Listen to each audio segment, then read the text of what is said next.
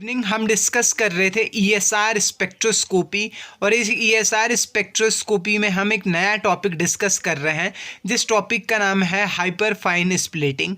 Hyperfine splitting बहुत ज़्यादा important topic है। तो हाइपरफाइन स्प्लिटिंग स्टार्ट करते हैं।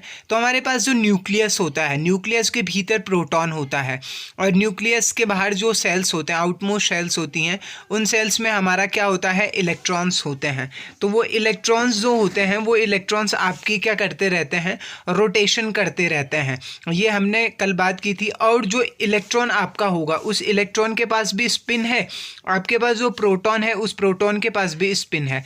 तो इलेक्ट्रॉन की जो स्पिन है हम उसे एस से रिप्रेजेंट कर रहे थे कल, और प्रोटॉन की जो स्पिन है उसे हम न्यूक्लियाई, प्रोटॉन की स्पिन कहो या न्यूक्लियाई की स्पिन कहो, जिसे हम आई से रिप्रेजेंट करते हैं। एनएमआर में भी आप न्यूक्लियर स्पिन की बात करते हैं, आई की बात करते हैं।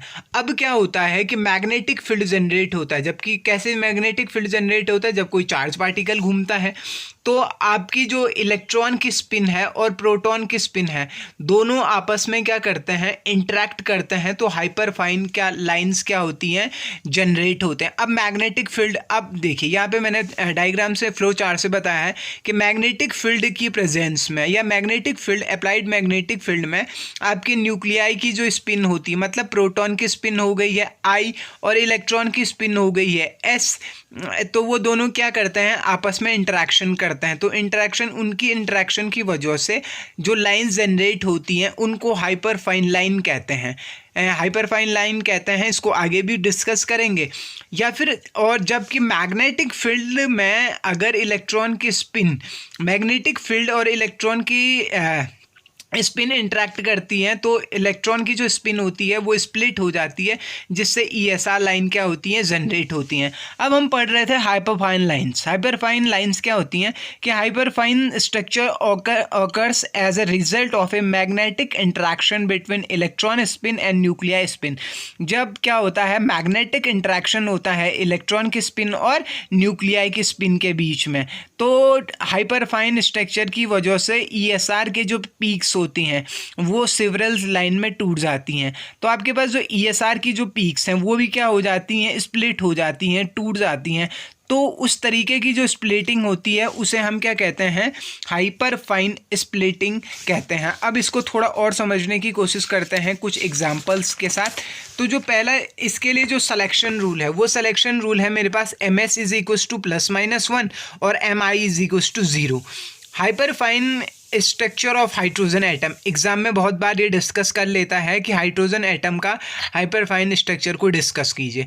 तो हाइड्रोजन एटम के पास क्या होगा, एक इलेक्ट्रॉन है, वो अनपेयर है और उसकी स्पिन कितनी है, 1/2, और एक ही प्रोटॉन है जिसकी न्यूक्लियस स्पिन कितनी है, 1/2। ये सभी जानते हैं। तो MS इज इक्वल्स टू हो जाएगा +-½ और MI इज इक्वल्स टू हो जाएगा +-½ अगर आपका मैग्नेटिक फील्ड नहीं हो तो इलेक्ट्रॉन की स्पिन डिजनरेटेड होती है, मतलब इलेक्ट्रॉन की स्पिन टूटती नहीं है। लेकिन मैग्नेटिक फील्ड की प्रेजेंस में इलेक्ट्रॉन की जो स्पिन होती है वो दो लेवल में टूट जाती है, +½ और -½ में। और वो जो दोनों लेवल होते हैं, +½ और -½ वो न्यूक्लियाई के साथ इंटरेक्ट करके हाइपरफाइन स्प्लिटिंग देते हैं। तो ये पहले जो लिखना है वो बताया मैंने। हाइड्रोजन के पास एक इलेक्ट्रॉन होगी जिसकी स्पिन ½ एक प्रोटॉन है जिसकी स्पिन कितनी है, 1/2। तो जब मैग्नेटिक फील्ड होता है तो इलेक्ट्रॉन की स्पिन ब्रेक नहीं होती है, लेकिन मैग्नेटिक फील्ड अप्लाइड करने पे इलेक्ट्रॉन की स्पिन दो हिस्सों में टूट जाती है, +½ और -½ लेकिन जब क्या होता है कि उसके बाद क्या होता है, दोनों एनर्जी लेवल आपके प्लस न्यूक्लियाई की स्पिन के साथ इंटरेक्ट करते हैं। अब यहाँ पे देखिए ये चार्ट है। अब आप देखेंगे कि जब मैंने कोई फील्ड अप्लाई नहीं किया, जब B इज इक्वल्स टू 0 है तो MS इज इक्वल्स टू +-½ है, कोई इलेक्ट्रॉन की स्पिन में कोई स्प्लिटिंग नहीं हुई है, नो स्प्लिटिंग हुई है। लेकिन जैसे जैसे मैंने फील्ड को बढ़ाया है वैसे वैसे वो किस में टूट गया, +½ और -½ में टूट गया। ये क्यों टूटा था वो कल बात हुई थी।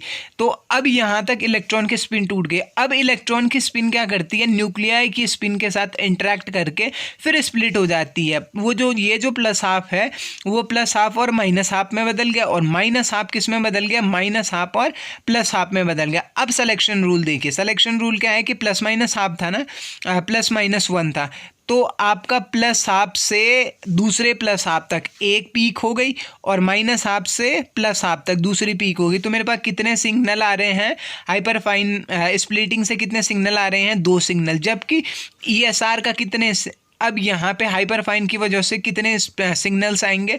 2 सिग्नल। जबकि आपका सिर्फ अगर आप ESR लाइन पूछोगे तो कितने आएंगी? एक ESR लाइन आएंगी। लेकिन हाइपर फाइन की वजह से कितनी आ रही हैं? 2 लाइन्स। तो यहाँ पे ये कितनी लाइन्स हैं? 2 लाइन्स। अब हमको दूसरा सवाल डिस्कस करना है कि जो CH3 रेडिकल होता है उसका हाइपरफाइन स्प्लिटिंग डिस्कस करना है। अब आपके पास जो मिथाइल रेडिकल है उसके पास 1 इलेक्ट्रॉन है और आप उसकी स्पिन कितनी है? 1/2 और 3 प्रोटॉन है जिनकी स्पिन कितनी है? 3 प्रोटॉन, सेम प्रोटॉन है जिनकी स्पिन कितनी है? न्यूक्लियाई स्पिन कितनी है? 1/2। अगर मैं कोई फील्ड अप्लाई नहीं कर रहा हूँ, B = 0, तो आपकी नो स्प्लिटिंग हो रही है। लेकिन फील्ड अप्लाई करने पे वो कितने में टूट जाएगा? इलेक्ट्रॉन कितना था? 1 इलेक्ट्रॉन था ना, तो वो प्लस हाफ और माइनस हाफ में टूट जाएगा। अब मेरे पास 3 प्रोटॉन है, वो 3 प्रोटॉन कैसे टूटेंगे? +3/2, 1/2 में, -1/2 में, -3/2 में, या फिर -1/2 वाला कैसे में? -1/2 में, -3/2 में, -1/2 में, 1/2 और 3/2 में। अब मैं आगे भी आपको बताऊंगा कि ये 3/2 1/2 कैसे आए। अब देखते हैं कि ये जो -1/2 से माइनस ऊपर वाले -1/2 तक एक सिग्नल हो गया, एक लाइन हो गया। -1 से -1/2 से -1/2 तक एक सिग्नल, 1/2 से 1/2 से 1/2 तक एक सिग्नल, -3/2 से -3/2 तक एक लाइन, 3/2 से 3/2 तक एक लाइन आपके पास आई है। अब अगर मुझे hyperfine splitting of naphthalene ion discuss करना होगा तो हाइपरफाइन स्प्लिटिंग के लिए एक फॉर्मूला होता है 2Ni+1, जैसे हम उधर भी यूज़ करते हैं, NMR में भी यूज़ करते हैं। अब यहाँ पे देखिए टाइप ऑफ प्रोटॉन कितने हैं? 2 आपके पास, 2 ये वाले प्रोटॉन हाइड्रोजन है ना, प्रोटॉन है, तो 2 यहाँ पे 4 अल्फ़ा है मेरे पास, 4 बीटा है। तो अल्फ़ा वाले प्रोटॉन अलग वाले हैं, बीटा वाले अलग हैं। तो अल्फ़ा वालों के लिए मैंने निकाला 2Ni+1 से, और बीटा वालों के लिए भी मैं 2Ni+1 लगाऊंगा। तो अल्फ़ा के लिए मेरे पास वैल्यू कितनी आई? 5। बीटा के लिए कितनी वैल्यू आई? 5। दोनों से गुणा करूंगा तो टोटल लाइन कितनी आएंगे मेरे पास? 25। अगर मुझसे कोई पूछे कि एंथ्रासीन के लिए, एंथ्रासीनियम आयन के लिए मेरे पास कितनी लाइंस आएंगी, तो देखिए एंथ्रासीन आयन नेगेटिव जो आयन है उसमें 3 तरीके के प्रोटॉन है। 4 अल्फ़ा प्रोटॉन है, 1 2 3 4, 4 बीटा प्रोटॉन है, 1 2 3 4, और 2 गामा प्रोटॉन है, ये वाला और ये वाला गामा प्रोटॉन है। तो हाइपरफाइन लाइन इसकी वजह से 5 सिग्नल, इसकी वजह से 5 सिग्नल, इसकी वजह से 3 सिग्नल। तो मैं तीनों को गुणा करूंगा तो कितने सिग्नल आ जाएंगे, कितनी लाइंस आ जाएंगी? टोटल 75 लाइंस आ जाएंगी। अब उसी तरीके से मेरे पास अगर मुझे ये जानना होगा number of hyperfine lines in hydrogen atom, ये देखिए नेट में आता है ये सवाल। तो 2Ni+1 फॉर्मूला, क्योंकि एक ही तरीके का प्रोटॉन है तो यहाँ पे 2 ही सिग्नल आएंगे। अगर मुझे CH3 रेडिकल में निकालना है तो 3 तरीके के प्रोटॉन हैं, तो 2Ni+1 फॉर्मूले में रख के यहाँ पे 4 लाइंस आएंगी। यहाँ पे आई थी वो 4 लाइंस, ये देखिए 4 लाइंस आई थी। तो ये वाला जो पार्ट था ये था हाइपर फाइन लाइन। ये क्वेश्चन आता है एग्जाम में।